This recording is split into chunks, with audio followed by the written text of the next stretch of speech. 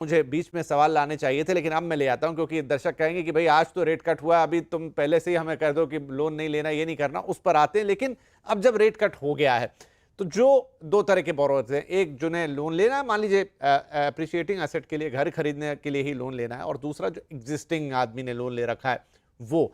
अब बहुत सारे लोगों को बिल्कुल आइडिया नहीं होता है कि भाई रेट कट हुआ है तो मेरा लोन काय से जुड़ा, वो तो बस लोन ले लेते हैं और उसकी ईएमआई देना जानते हैं, वो बिल्कुल इसमें नहीं पढ़ते कि वो रेपो रेट लिंक्ड है या किसी और तरीके से लिंक्ड है। पहले तो वो लोन को कैसे समझे अपनी, और आज का जो ये रेपो रेट कट आया है या पिछला भी जो आ गया है, उसका फायदा कैसे उठा सकता है। देखिए, आज की तारीख में होम लोन तो हर एक के पास होता है। एक असेट बनाना है, घर बनाना है, तो होम लोन के बिना हो ही नहीं सकता। और पहले जैसा नहीं रहा। 2019 के बाद होम लोन को कैसे कैलकुलेट किया जाता है, ईबीएलआर बोलते हैं, एक्सटर्नल बेंचमार्क लेंडिंग रेट। ये होता क्या है ईबीएलआर? कि कोई एक बेंचमार्क होता है, आमतौर पे रिपो रेट जो कम हुआ है अभी, रिपो रेट प्लस स्प्रेड, मतलब जो बैंक का एक स्प्रेड होता है वो ऐड करके वो बताते हैं कि आपका जो रेट है वो रिपो रेट प्लस इतना 4% 3% जो भी है स्प्रेड। तो अगर फरवरी में कटौती हुई है रिपो रेट की, तो वो सीधा पास ऑन हो जाता है। 0.25% इमीडिएटली पास ऑन हो जाता है in home loan kind of a scenario, because वो लिंक्ड है रिपो रेट से। आपका इंटरेस्ट रेट जो है वो लिंक्ड है रिपो रेट से। वापस कटौती हुई तो वापस आपको पास ऑन हो जाएगा। क्या इसका मतलब है कि आपको कुछ चिंता नहीं करना है, आपको ट्रैक नहीं करना है? बिल्कुल नहीं। डेफिनेटली ये रिपो रेट्स का जो कटौती होती है वो आपको पास ऑन होता है। लेकिन ये भी आपको देखना है, क्या अगर आप नए कस्टमर होते हैं आज की तारीख में, नए लोन लेने के लिए जाते हैं, तो आपको क्या रेट, नए कस्टमर को क्या रेट मिल रहा है, और आप एग्जिस्टिंग हो तो आपको क्या रेट मिल रहा है, इसमें अक्सर बहुत डिफरेंस होता है। जैसे मैं न्यू हूं तो न्यू कस्टमर को हो सकता है वो 8% दे रहे हैं, और कोई एग्जिस्टिंग है, एग्जिस्टिंग को 8.5% दे रहे हैं, वो पूरा रिपो रेट के हिसाब से ही दे रहे हैं। तब आपको आपको सतर्क रहना चाहिए। हर बार आपको देखना चाहिए आपका क्या रेट है, और आज की तारीख में न्यू लैंड बोरोवर्स को क्या रेट मिल रहा है, और आपके बैंक या जो भी एनबीएफसी कहाँ से भी आपने लिया है उनको आपको कांटेक्ट करके बताना चाहिए। न्यू पीपल को भी कम रेट में मिल रहा है, आप मुझे ये कम करके दो, नहीं तो मैं भी न्यू में जा सकता हूँ। तो वो तुरंत, मतलब वो एक आपको एक एग्रीमेंट साइन करना है, कुछ पैसे भरने हैं, आपका इंटरेस्ट रेट कम हो जाता है। और आपको ये नहीं सोचना है कि सिर्फ 0.25 तो है, इसके लिए क्या ही मैं मतलब अपना टाइम स्पेंड करूं, बैंक में जाऊं।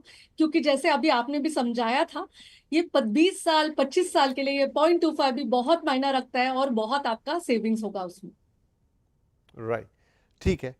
फिरोज साहब, जिसको नया लोन लेना है, मतलब जो इस समय, क्योंकि देखिए रियल एस्टेट मार्केट इस समय काफ़ी अच्छा कर रहा है, बहुत सारे लोग हैं जो उस समय लोन से ही करते हैं। अब जबकि रिपो रेट साइकिल घट रही है, लोगों के मन में ये भी सवाल आ सकता है कि क्या अगली साइकिल तक रुक जाऊं, 3 महीने की ही तो बात है। लेकिन क्या जाके बैंक से बार्गेन कर सकते हैं इस वक्त वो।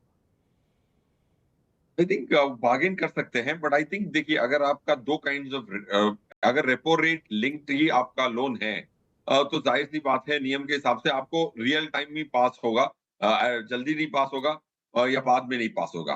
बट आई थिंक बैंक्स को रीनेगोशिएट, बहुत बहुत सारे लोन्स इतने ट्रांसपेरेंट नहीं होते, इसीलिए बैंकों से बात करके रीनेगोशिएट करना बहुत ज्यादा जरूरी है।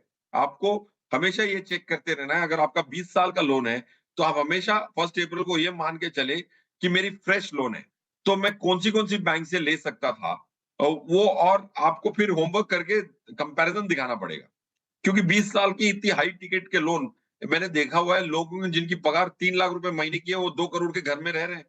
अब वो 2 करोड़ के घर पे जो ब्याज बन रहा है 9% पे, 18 लाख रुपए बन रहा है। अब उसमें आपको ये सोचना है, ये 2 करोड़ का लोन अगर मैं फ्रेश आज घर खरीदता तो किस बैंक से लेता, तो उसमें वापस आपको विंडो शॉपिंग करनी है। उस आधार पे आप नेगोशिएट कर पाएंगे एक बैंक के साथ। हमेशा अगर आप होम लोन लेते तो पूरी आपकी banking relationship, credit card relationship एक बैंक के साथ कंसोलिडेट करें। अगर आप कंसोलिडेट करते हैं तो ये आपकी एक इकोनॉमीज ऑफ स्केल की वजह से बार्गेनिंग पावर बढ़ती है। मैं देखता हूं कि किसी ने एक्सिस का क्रेडिट कार्ड लिया, होम लोन लिया है एसबीआई से। अगर आप अपनी बैंकिंग को कंसोलिडेट नहीं करेंगे तो how will you be a meaningful customer? So negotiation के लिए इकोनॉमीज ऑफ स्केल बहुत इंपॉर्टेंट होता है। और हर साल आपको ये समझ के चलना है कि अगर मुझे फ्रेश लोन लेना होता तो क्या मैं इसी बैंक से लेता है, और कोई मुझे अच्छी डील दे रहा है, उस आधार पे ही नेगोशिएशन हो पाएगा। आप बोलेंगे मेरा मन है, आप 25 पैसा घटाते हैं, तो नहीं होगा। आपको बोलना पड़ेगा कि पड़ोसी इतना दे रहा है, आप क्यों नहीं कर रहे, तब वो होता है। वरना वो होता नहीं है। मन मनाई मैं नहीं बोल सकता एज अ कंज्यूमर मुझे कम चाहिए, वो तो मैं चाहिए, बट क्यों? That's where I think people are not able to negotiate. Right. तो जो फिरोज जी कह रहे हैं, आपको लगता होगा कि भाई बैंक्स हैं ये तो क्या कम करेंगे, लेकिन नहीं, आप 4 बैंक में जाइए, पूछिए और बताइए, देखिए वहाँ इतने में मिल रहा है। बिल्कुल आपको होम लोन या किसी भी तरह के लोन पे भी बार्गेन होता ही होता है कि बैंक के लिए वो एक प्रोडक्ट है, वो उन्हें बेचना है। और अगर आप उन्हें कहेंगे कि देखिए दूसरी जगह इतना है और मेरा क्रेडिट हिस्ट्री भी अच्छा है, तो आप मुझे इतना करके दीजिए, आप बोलेंगे नहीं तो वो होगा नहीं। प्रतिभा, अगेन जब आप लोन लेने जाते हैं तो ये तो एक मोटी बात हो गई, interest rate is a one thing which people always looks for कि मेरी ईएमआई कितनी बनेगी, लेकिन उसके अलावा वो कुछ भी जानते समझते नहीं है। और क्या बातें होती हैं जो आपको देख लेना चाहिए?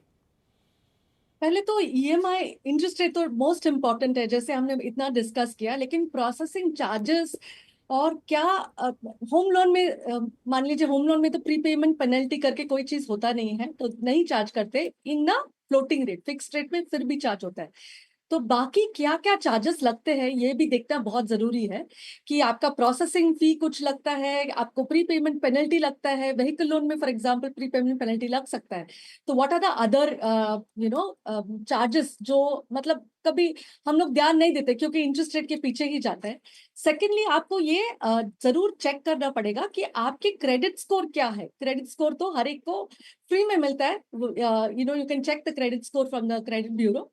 और क्रेडिट स्कोर के हिसाब से क्या रेट मिल रहा है, रेट तो नेगोशिएट कर सकते हैं। फिर लोन अमाउंट कितना लेना चाहिए। अभी लोन अमाउंट लोग लेते वक्त वो इंस्टेंट ग्रेटिफिकेशन होता है कि बड़ा लोन लेने में बहुत मजा आता है कि हम लोग यूज कर लेंगे। अगर होम लोन के लिए नहीं किसी और के लिए तो हम थोड़ा बड़ा चढ़ा के ही होम लोन ले लेते हैं, लेकिन वो लोन आपको जरूरी है कि नहीं जरूरी है, क्योंकि आपका सेविंग पोटेंशियल कम हो सकता है। आपका ability to repay the loan, जैसे फिरोज जी ने एक अच्छा थंब रूल बताया कि आपका fixed obligation to income ratio क्या है। 30%, 25% से ज्यादा नहीं रहना चाहिए, क्योंकि आपको बाद में तकलीफ हो सकता है। और कभी आपको लगा कि हाँ बाकी सब तो कुछ तो रेट दे रहे हैं, लेकिन ये जो है, ये एंटिटी जो है वो मुझे बहुत ही बढ़िया सा डील दे रहा है, टू गुड टू बिलीव, अगर ऐसा लगा तो शायद ये टू गुड टू बिलीव ही है। तो आपको फाइन प्रिंट पढ़ना चाहिए। आप लोन ले रहे हो तो आपको फाइन प्रिंट जरूर पढ़ना चाहिए कि इसमें किस तरीके से वो अपने चार्जेस को बढ़ा रहे हैं, ये जानना जरूरी है। तो these are the main things. All costs को चेक करो, कितना लोन अमाउंट है वो चेक करो, आपका एबिलिटी टू रीपे, और रीड द फाइन प्रिंट। ठीक है, फिरोज साहब कुछ आप इसमें ऐड करना चाहेंगे?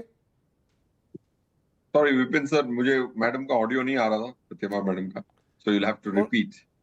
हाँ, नहीं, उन्होंने ज़्यादातर चीज़ें बताई कि आपको फाइन प्रिंट्स में थोड़ा जाके देखना चाहिए, अपार्ट फ्रॉम योर ईएमआई कितना है, इंटरेस्ट रेट कितना है, लेकिन रीपेमेंट चार्जेस हैं कहीं या किसी और तरह के एक्स्ट्रा चार्जेस हैं, प्रोसेसिंग फीस बहुत ज़्यादा जिस पे आप नेगोशिएट कर ही सकते हैं।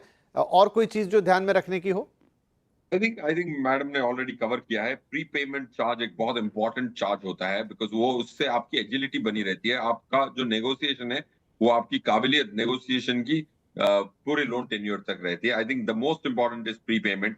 भले ही आपको प्रोसेसिंग फी थोड़ी ज्यादा देनी पड़े, वो दीजिए, बट प्री पेमेंट हमेशा आपको मिनिमल या नेग्लिजिबल रखना है, वो इंपॉर्टेंट है। क्योंकि एक वन टाइम चार्ज है एंट्री करने का, एग्जिट बहुत इंपॉर्टेंट होना चाहिए। कोई भी राह में जहाँ यू टर्न नहीं होती है उस रोड पे चढ़ने में मुझे बड़ा डर लगता है। जैसे हाईवे पे चढ़ गए, 50 किलोमीटर बाद यू टर्न है, तो वो अलग अलग निर्णय है। दूसरा एक छोटा सा फ्लाईओवर है, वो अलग बात है। So try and make sure that you negotiate the pre payment charge as much as you can. चलिए, तो ये कुछ इंपॉर्टेंट बातें हैं और बहुत सारी और भी चीज़ें। बड़े लोन्स जब आप लेते हैं, मसलन एक होम लोन आप लेते हैं, तो उस पर भी स्टाम्प ड्यूटी लगती है, मतलब सरकार उस पर भी आपको, बहुत सारे लोगों को लगता है, कई लोगों को ये पता भी नहीं रहता है कि हाँ लोन लेते वक्त भी आपको एक स्टैम्प ड्यूटी देनी पड़ सकती है। मतलब वो फीस जो गवर्नमेंट लेती है बैंक के खाते में नहीं जाती, गवर्नमेंट लेती है, और वो कई बार अमाउंट ठीक ठाक होता है, उसका हर स्टेट में अलग अलग फॉर्मूला है। लेकिन जब आप लोन लेते हो और आपको बैंकर आपको बताता है कि भाई इतने हज़ार रुपए तो यहाँ भी लगने हैं, तो ये भी फाइन प्रिंट से। और अपने मेहमानों से पूछेंगे इसके बारे में। एक छोटा सा ब्रेक लेते हैं।